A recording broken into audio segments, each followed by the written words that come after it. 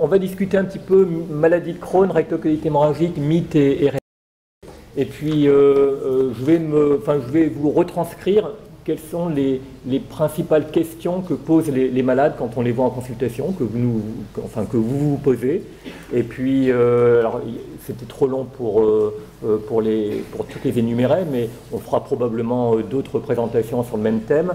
Ce qui serait bien également, c'est que vous envoyiez peut-être à la Fondation des questions bien précises en disant « j'aimerais bien qu'on aborde tel point lors d'une prochaine présentation sur mythe et réalité ». Alors, d'abord, est-ce que les maladies de Crohn et rectocolite hémorragique sont des maladies rares? Alors, rares, on a du mal à préciser ce que ça veut dire, maladie rare, mais clairement, non. Ce ne sont pas des maladies rares. Ça veut dire que le risque de développer une maladie de Crohn, une rectocolite hémorragique, tout le long d'une vie, c'est à peu près, on a une malchance de développer une maladie de Crohn, une rectocolite hémorragique, c'est à peu près un risque de 1%. 1%, ça veut dire que le risque de développer une maladie de Crohn, une rectocolite hémorragique, notamment si on habite dans la région de Hauts-de-France, c'est aussi fréquent que de développer un diabète insulinodépendant, où c'est à peu près 5 fois plus fréquent que de la sclérose en plaques. Donc ce ne sont pas des maladies rares. Par rapport à une grippe, c'est une maladie rare, mais par rapport à ces maladies chroniques qui surviennent en général chez les gens jeunes, c'est 5 fois plus fréquent que la sclérose en plaques. Tout le monde connaît la sclérose en plaques, mais finalement beaucoup moins de personnes connaissent la maladie de Crohn et la rectocolite hémorragique. Ça veut dire également que dans la région des Hauts-de-France, il y a à peu près 2 nouveaux cas par jour de maladie de Crohn ou de rectocolite hémorragique. À quoi c'est dû, on ne sait pas. Et ça sera probablement la seule diapositive, pas scientifique, mais qui n'est pas réellement interactive. C'est-à-dire que là, vous avez les facteurs qu'on pense être à l'origine de la maladie de Crohn ou de la rectocolite hémorragique. Et puis là, vous avez les conséquences avec les traitements et la prise en charge. À quoi c'est dû la maladie de Crohn? Clairement, on ne sait pas. Il y a des facteurs génétiques, il y a des facteurs d'environnement. On attribue un rôle au microbiote, à la flore intestinale, et puis là, clairement, c'est dû à un système immunitaire, notamment un système immunitaire intestinal, qui ne marche pas bien ou qui marche trop bien, et en tout cas qui n'est pas bien régulé. Et ça conduit à la maladie de Crohn, la rectocolite hémorragique. Vous voyez là des lésions, ça se ressemble vraiment comme pathologie. Aujourd'hui, c'est difficile de dire on a des facteurs qui sont vraiment spécifiques de la maladie de Crohn, des facteurs vraiment qui sont spécifiques de la rectocolite hémorragique, et puis associé à ça, il y a la prise en charge, nutrition, diététique, les médicaments, les biothérapies, le tabac, la chirurgie, et puis on va essayer de voir un petit peu tous ces points-là ensemble. Alors pour les gènes, la question que souvent vous vous posez, c'est est-ce que la maladie de Crohn, est-ce que la rectocolite hémorragique, c'est une maladie héréditaire? Et vous avez vu les diapositives de Maria, et ce qu'on peut dire, c'est que non, c'est jamais une maladie héréditaire. Alors quand je dis jamais, je me trompe peut-être à 1 pour 1000 ou 1 pour 10 000. Il y a peut-être des formes chez l'enfant, chez le nouveau-né très particulières, etc. Mais ce sont jamais des maladies héréditaires. Alors quand on a dit ça, finalement, qu'est-ce qu'on sait sur les gènes? Ce qu'on sait sur les gènes, c'est qu'aujourd'hui, il y a 216 gènes qu'on appelle des gènes candidats, donc qui sont associés un petit peu plus fréquemment quand on a une maladie de Crohn ou une rectocolite hémorragique que des sujets qui n'ont pas de maladie. Un peu plus fréquemment, ça veut dire quand même que parmi vous qui avez une maladie de Crohn ou une rectocolite hémorragique, il y en a 75% qui n'ont aucun des 216 gènes. Donc ça, c'est un point important. Et ça veut dire qu'aujourd'hui, il y a en tout cas aujourd'hui, pour vous, aucun intérêt à faire une détection de ces gènes, si on pouvait le faire. D'ailleurs, on ne peut pas le faire, mais si on pouvait le faire, il n'y aurait aucun intérêt à détecter ces gènes chez vous, parce que pour mieux comprendre le mécanisme qui est à l'origine de la maladie, ça n'a pas permis aujourd'hui de mieux comprendre les mécanismes qui sont à l'origine de la maladie. Il n'y a pas d'intérêt diagnostique, il n'y a pas d'intérêt thérapeutique, c'est-à-dire que ces gènes-là n'ont pas conduit au développement de nouveaux traitements. Alors vous allez me dire, mais il y a quand même bien des cas familiaux, c'est ce que vous a dit également tout à l'heure Maria, mais en général, quand on est dans une famille, quand on est un jumeau homozygote, on vit dans le même milieu, dans le même environnement. Et donc, même dans les cas familiaux, le poids des gènes est très faible. Et ce qui est important, c'est l'environnement. Donc il n'y a pas de test génétique à prévoir. C'est une question d'environnement. Et voilà ce qu'on peut dire sur les gènes aujourd'hui. Donc si je reprends un petit peu l'historique des gènes, le premier gène candidat, il a été isolé à partir notamment de familles de maladies de Crohn de la région des Nord-Pas-de-Calais à ce moment-là. Et quand le premier gène a été découvert, ça fait un papier dans Nature, qui est une grande revue scientifique, et les gens, les experts internationaux ont dit « mais ça y est, on a trouvé la cause de la maladie de Crohn ». On est aujourd'hui, donc c'était en 2001, on est 17 ans plus tard. 17 ans plus tard, il y a 2 mois, il y a une publication, alors là c'est pas du tout Nature, hein, c'est des journaux qui sont pratiquement anecdotiques, et qui a publié 16 nouveaux gènes candidats associés à la maladie de Crohn. C'est complètement passé inaperçu, ça ne sert à rien, on ne s'en sert pas, et voilà un petit peu où on en est aujourd'hui, c'est-à-dire qu'on dit ce ne sont pas des maladies héréditaires, le poids des gènes est faible, et le problème c'est l'environnement. Alors l'environnement, sont-elles les maladies de Crohn rectocolite hémorragique? Est-ce que ce sont des maladies environnementales? Là, clairement, on peut dire oui. Oui, ce sont des maladies environnementales.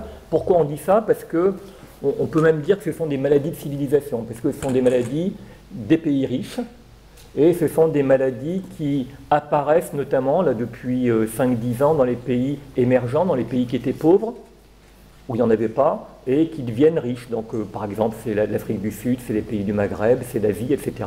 Où là, on voit, alors qu'il n'y en avait pas auparavant, il y a 10 ans, il n'y en avait pas, là, on en voit apparaître actuellement, comme c'était le cas dans les pays riches. Vous avez vu les photos de Philippe Zerbil, la maladie de Crohn, c'est M. Crohn qui a découvert ça, c'était en 1932. Et puis entre 1932 et 1980-90, il y a eu une augmentation qui était comme ça en pente, hein, logarithmique. Et puis maintenant, dans les pays riches, il y a un certain plateau, mais on est dans cette augmentation comme ça en pente logarithmique dans les pays émergents, notamment Afrique du Sud, pays du Maghreb et pays asiatiques. Donc l'augmentation, ce type d'augmentation, il ne peut pas être expliqué par des gènes. Ce n'est pas des modifications des gènes qui peuvent expliquer l'explosion qu'on a actuellement de la maladie de Crohn et de la rectocolite hémorragique dans les pays émergents. Il y a les migrants également, c'est-à-dire qu'en Inde, il y a une quinzaine d'années, il n'y avait pas de maladie de Crohn, et quand les Indiens ont migré à Londres pour aller travailler, et qui sont installés à Londres, finalement, au bout d'une dizaine d'années, ces Indiens qui n'avaient aucun risque de développer une maladie de Crohn en Inde, au bout de 10 ans, à Londres, ils ont le même risque qu'un Londonien de développer une maladie de Crohn ou une rectocolite hémorragique. Donc c'est bien une maladie environnementale. La courbe d'émergence dans les pays émergents, c'est un autre facteur. On a, dans la région des Hauts-de-France, on a une augmentation de 100%. On a doublé le risque de développer une maladie de Crohn quand on vit dans la région des Hauts-de-France et qu'on est âgé entre 10 et 15 ans. Donc ça veut dire que, encore une fois, la génétique, ça ne peut pas expliquer ça. Et donc ça veut dire que ces facteurs d'environnement, chez nous en tout cas, ils sont toujours là, d'où l'intérêt du programme qui est mis en place par Corinne pour trouver ces facteurs d'environnement dans les 4 ans qui viennent et pouvoir essayer de prévenir la maladie de Crohn, et ce sera la première fois qu'on arrivera à ça. Parmi ces facteurs d'environnement, qu'est-ce qu'on connaît bien? On en connaît bien un seul, c'est le tabac. Et le tabac, ça a un rôle néfaste dans la maladie de Crohn. Donc si vous fumez, il faut arrêter, et que vous avez une maladie de Crohn, il faut arrêter de fumer. Et je pense qu'on en reparlera après dans les prochaines diapos. Et puis, ça a un rôle différent dans la rectocolite hémorragique, c'est un rôle bénéfique dans la rectocolite hémorragique. Il n'y a pas beaucoup de maladies hein, où le tabac a un rôle bénéfique, mais ça a un rôle bénéfique dans la rectocolite hémorragique. Il y a plein d'autres facteurs, tout le monde est d'accord pour le dire, mais personne ne les connaît très bien. Et aujourd'hui, c'est difficile d'avoir des recommandations bien particulières pour vous dire, voilà, il a été décrit peut-être une dizaine ou une quinzaine de facteurs de risque, mais pas forcément bien prouvés, peut-être qu'ils sont très dépendants de certains pays, et puis en tout cas qui n'entraînent pas une prise en charge particulière pour essayer de prévenir ce risque. Alors la question souvent qui est posée, c'est j'ai une maladie de Crohn, j'ai diminué ma consommation de tabac, parce que je sais que finalement le tabac c'est néfaste pour ma maladie de Crohn, finalement tout va bien. Est-ce que tout va bien? Eh bien non, tout ne va pas bien. C'est-à-dire que malheureusement, dans le rôle néfaste du tabac dans la maladie de Crohn, il existe aussi bien si vous fumez 2 cigarettes que si vous fumez 2 paquets de cigarettes. Donc pour votre poumon, là c'est différent, hein, c'est vraiment bien de diminuer, de passer de 2 paquets à 2 cigarettes par jour, mais pour votre maladie de Crohn, il faut arrêter complètement. Il n'y a pas de petits fumeurs dans la maladie de Crohn. Donc même si vous fumez 2 ou 3 cigarettes par jour, il faut arrêter, parce que le risque, il existe toujours avec un risque néfaste pour votre maladie de Crohn. Donc il faut arrêter complètement. Donc ça veut dire que l'arrêt du tabac dans la maladie de Crohn, c'est aussi efficace qu'un traitement par immunosuppresseur, notamment par Immurel ou méthotrexate, que vous connaissez. Arrêter le tabac, c'est aussi efficace que la mise en route de l'Immurel. C'est aussi efficace que la mise en route du traitement par méthotrexate. Clairement, et Philippe Zerbi pourra témoigner, mais clairement, si vous fumez, que vous avez une maladie de Crohn, votre risque de vous faire opérer, il est plus important.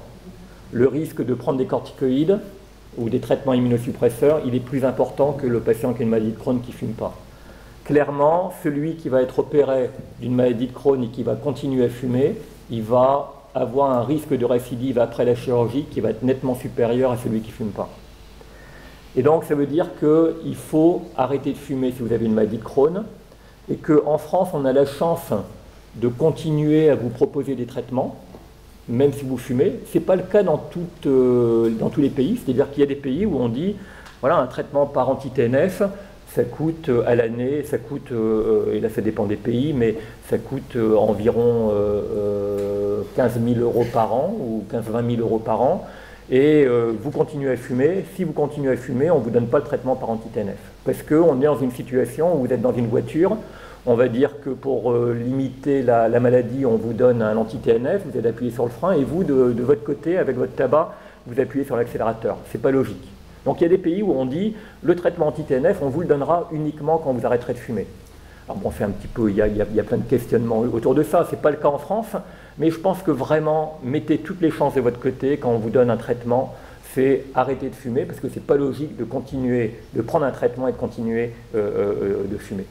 Le tabagisme passif, on n'a pas beaucoup de données, mais probablement que, étant donné qu'il faut des doses faibles, que des doses faibles peuvent avoir un effet néfaste sur la maladie de Crohn, il est probable que le tabagisme passif joue un rôle important.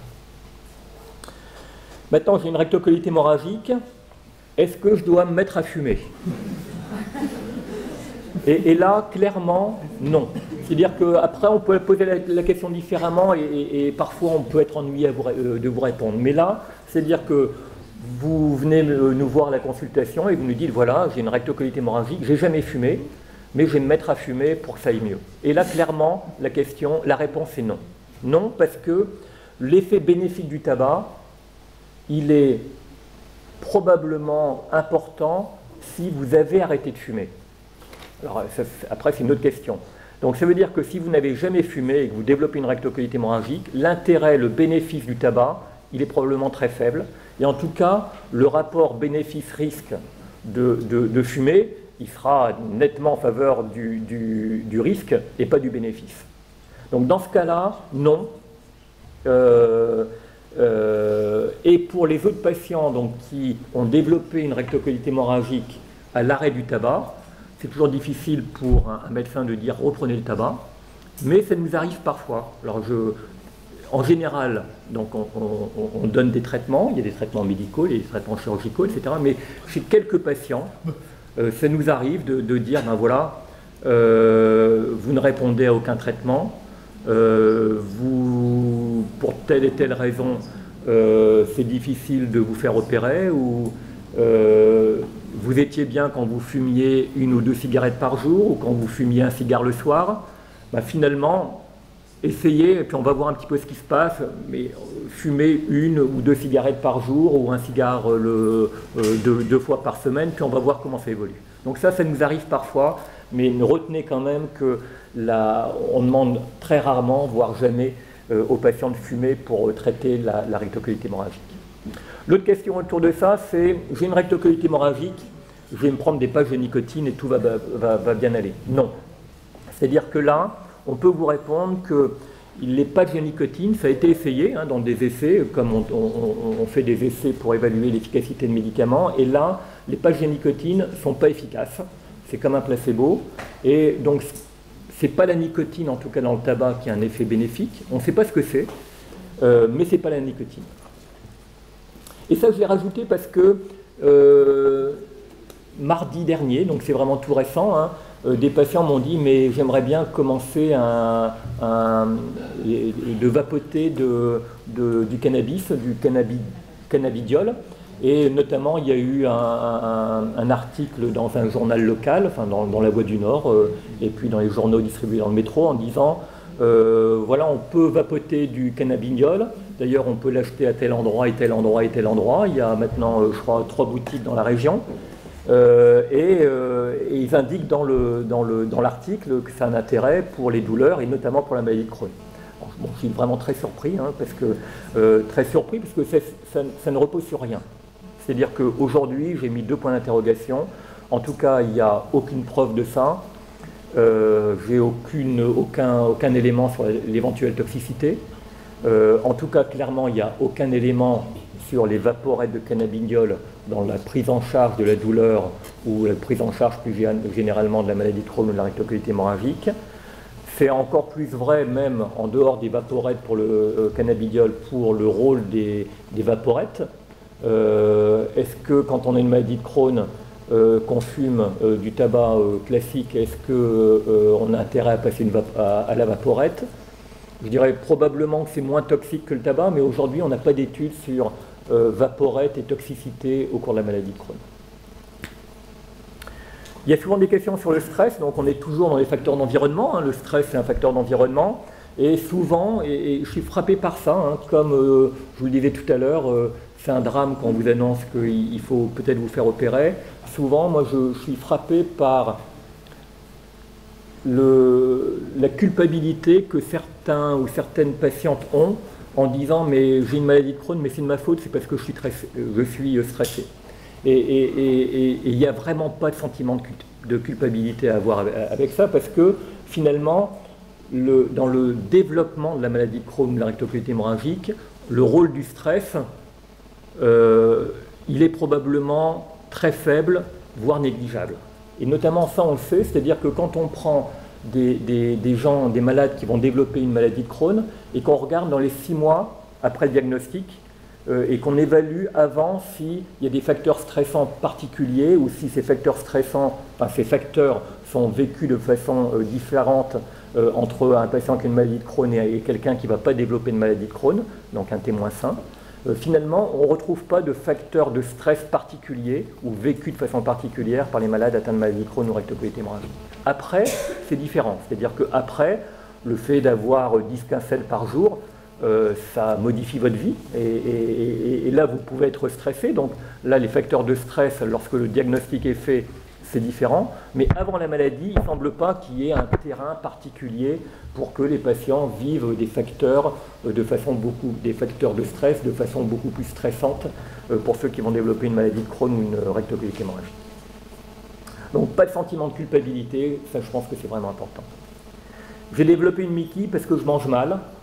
Souvent on l'entend et souvent c'est un petit peu le résultat et des blogs qu'on peut voir sur internet en disant que finalement c'est dans les pays riches, finalement dans les pays émergents, ce qui a vraiment changé dans les années précédentes, c'est les fast-foods, c'est la façon de manger, et donc on développe une maladie de Crohn, une rectocolite hémorragique parce qu'on mange mal. Non, enfin, là il n'y a aucune preuve, il n'y a aucun lien solide. Aujourd'hui il n'y a aucun lien solide entre une alimentation particulière ou des aliments particuliers associés à la maladie de Crohn ou la rectocolite hémorragique. Il n'y a aucun lien solide entre des groupes d'aliments et développer une maladie de Crohn ou une rectocolite hémorragique. Hein. Si on prend, il y a eu des études qui ont été faites et quand on regarde des alimentations méditerranéennes versus nordiques, des types d'alimentations hypercaloriques, hyperprotéinées, riches en sucre rapide, végétariens, et là il y a de tout. C'est-à-dire qu'il y a des régimes, il y a des gens qui mangent ni plume, ni animal à plume, ni animal à poil. Enfin, on peut tout imaginer, il n'y a aucun lien. Le type de préparation aussi, ça peut être important, mais en tout cas, manger cru versus cuit, manger cuit versus très cuit, manger avec des aliments qui sont cuits à très haute température très rapidement, manger des aliments qui sont cuits au four à micro-ondes ou réchauffés. Aujourd'hui, aucun lien. Donc ça veut dire qu'aujourd'hui, en tout cas, il n'y a aucune alimentation particulière qu'on peut recommander, qu'on peut vous recommander en vous disant si vous avez tel type d'alimentation, vous diminuerez votre risque, ou pour vos enfants, ou pour vos conjoints, le risque de développer une maladie de Crohn ou une rectocolite hémorragique. Donc on a vu les gènes, on a vu l'environnement. Je pense que M. Papadjian est arrivé. C'est ça. Donc je vais faire vite. Et cette partie-là, si vous voulez, on la traitera à un autre moment. On va voir cette partie-là et puis on se réservera les diapositives pour une autre présentation sur les mythes et les réalités. Sur le microbiote, il y a beaucoup de choses. Et donc sur le microbiote, souvent vos questions c'est j'ai une maladie de Crohn, j'ai une rectocolite hémorragique et c'est dû à une flore intestinale anormale. Et aujourd'hui, ce qu'on peut dire clairement, c'est que c'est non. C'est-à-dire qu'aujourd'hui, personne, parmi les plus grands experts au monde, ne peut vous dire ce que c'est qu'une flore intestinale normale. Donc comme on ne sait pas ce que c'est qu'une flore intestinale normale, on ne sait vraiment pas ce que c'est qu'une flore intestinale anormale. Aujourd'hui, ce qu'on peut dire, c'est que, et contrairement peut-être à ce que vous pensez, ce que vous pouvez lire dans les journaux, c'est qu'il n'y a aucune maladie chez l'homme, aucune maladie qui est associée à une flore intestinale anormale. C'est-à-dire qu'on ne peut pas dire je vais regarder ce qui se passe dans votre flore intestinale et les anomalies, elles vont être caractéristiques du diabète. Elles vont être caractéristiques de l'obésité. Elles vont être caractéristiques de la maladie de Crohn ou de la rectocolite hémorragique. Contrairement à ce qu'on peut lire parfois dans les journaux, ça c'est faux. Aujourd'hui, en mai 2018, on sait, personne ne sait, et quand je dis personne, les experts internationaux, personne ne sait de quoi est composée votre flore intestinale. Ce qu'on sait, c'est qu'il y a des bactéries, et que ces bactéries, on en connaît moins de 30%. Ce qu'on sait également, c'est qu'il y a des virus. Et là, les virus, on en connaît, et qu'il y a 10 fois plus de virus dans votre flore intestinale que de bactéries. Et que ces virus, on en connaît moins de 1 pour 1000 ou 1 pour 10 000. Il y a des levures, des champignons, on ne les connaît pas à 95%, le seul qu'on connaisse à peu près c'est Candida, et puis il y a des parasites, et là on ne les connaît pas non plus.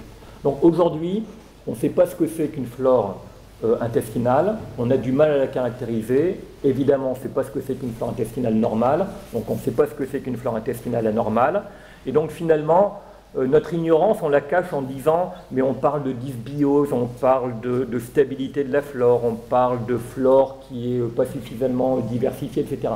Mais on ne sait pas de quoi on parle.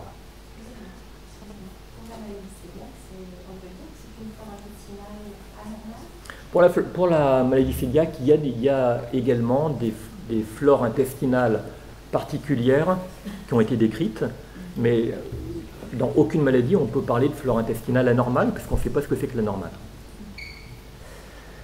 Donc, aujourd'hui, ce qu'on peut dire, c'est qu'il y a peut-être un lien, il y a probablement un lien entre maladie de Crohn, rectocolite hémorragique et flore intestinale, mais comme on ne sait pas bien caractériser encore la flore intestinale, il n'y a aucune action préventive à conseiller.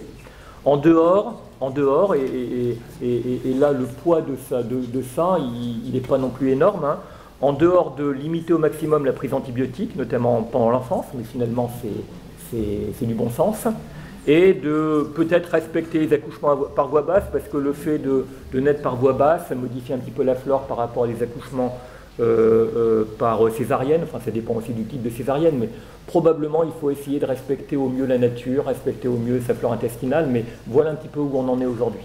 Donc ça veut dire que, notamment pour la prise de probiotiques, et peut-être que je vais finir avec ça, et les probiotiques,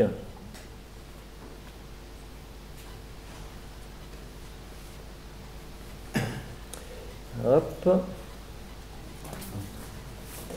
et les probiotiques, donc ce sont des micro-organismes, donc ça peut être des bactéries, ça peut être des virus, ça peut être des levures, ça peut être des parasites, peu importe. En général, la notion qu'ont les gens sur les probiotiques, c'est des lactobacilles ou des bifidobactéries, mais ça peut être plein d'autres choses. Est-ce qu'il y a un intérêt à prendre des probiotiques dans la maladie de Crohn ou la rectocolite hémorragique? La réalité, c'est que 70% d'entre vous prennent des probiotiques. Enfin, d'ailleurs, vous n'avez pas attendu de demander à votre médecin s'il y avait un intérêt à le prendre. 70% d'entre vous prennent des probiotiques et en général, 50% de ceux qui prennent des probiotiques trouvent que ça marche bien, que ça leur convient bien. Mais est-ce qu'il y a un intérêt prouvé des probiotiques ou des prébiotiques dans la maladie de Crohn ou la rectocolite hémorragique? Et là, c'est vraiment simple, c'est non. C'est-à-dire qu'il n'y a aucune preuve. Il y a eu des dizaines d'essais contrôlés en double aveugle contre placebo. Il n'y a aucun intérêt aux probiotiques dans la maladie de Crohn ou la rectocolite hémorragique, aussi bien pour le traitement que pour maintenir la rémission de la maladie. Le gros intérêt, c'est qu'il n'y a pas d'effet indésirable. Et que finalement, moi je trouve que le rôle du gastro-entérologue, c'est pas tellement de dire mais il faut que vous arrêtiez parce que ça ne sert à rien. C'est il n'y a pas d'effet indésirable. Si vous trouvez que vous y trouvez un bénéfice, mais continuez-le. Et éventuellement, c'est peut-être notre rôle d'essayer de vous diriger vers ces probiotiques vers lesquels on pense avoir le plus d'efficacité et de vous dire, ben, si vous voulez prendre un probiotique ou un prébiotique, prenez plutôt celui-là que tel autre parce qu'il est de meilleure qualité, parce qu'il y en a plus, parce qu'il y a plus de preuves, même si elles ne sont pas très solides, sur une éventuelle efficacité.